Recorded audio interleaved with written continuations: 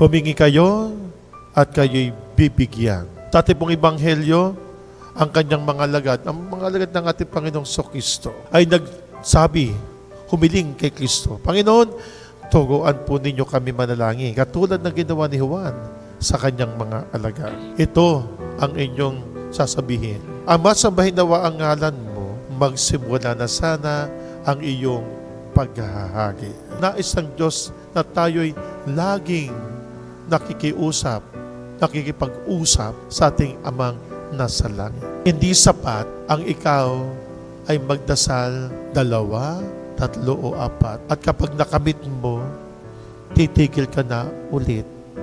Hindi ibibigay sa iyo ang iyong hinihingi. Gusto lagi ng Diyos na tayo'y kinakausap at tayo nakikipag-usap sa Kanya. Pero kung ang pagdarasal, panalangin natin ay lagi natin ipagpapatuloy, kung anumang unos sa inyong buhay, na dumating, agad-agad po ninyo itong malalampasan.